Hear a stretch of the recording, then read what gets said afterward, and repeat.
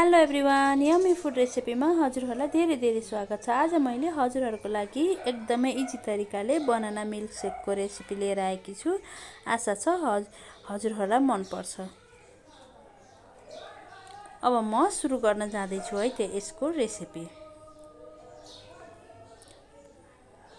त्यसको लागि मैले लिएकी छु 2वटा बनाना। त्यसलाई मैले सानो पिसमा चप गरेर लिन्छु।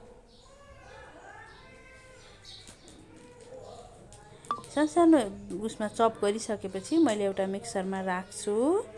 अघि चप गरेको बनानालाई, केरालाई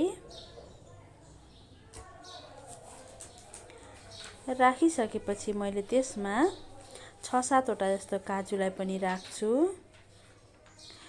सुकमेलको धुलो र मैले त्यसमा मरिचको धुलोलाई पनि राख्छु। थोरै मरिचको धुलोलाई राख्छु र मैले लगभग 2 चम्चा जस्तो अन्दाजी महलाई पनि राख्छु, हनीलाई राख्छु।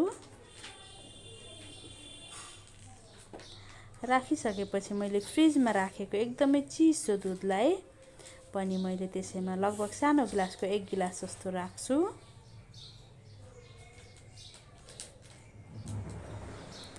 अब मैले यसलाई मसिनो गरेर मिक्सरमा बिस्तारै रोक्दै पिस्दै गरेर पिस्छु।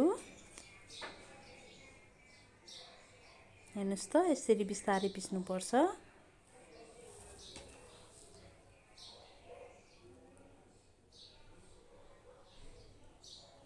यसरी पिस्छु। ल अब हाम्रो बनाना मिल्कसेक पनि रेडी भयो। यसलाई मैले एउटा ग्लासमा सर्भ गरेकी छु। हेर्नुस् त।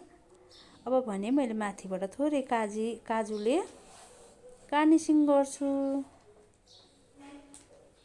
यस्तै नयाँ भिडियोहरू हेर्नको लागि हाम्रो च्यानललाई सब्स्क्राइब गर्न नबिर्सिनु होला। हवस् त, बाइ बाइ, सी यू।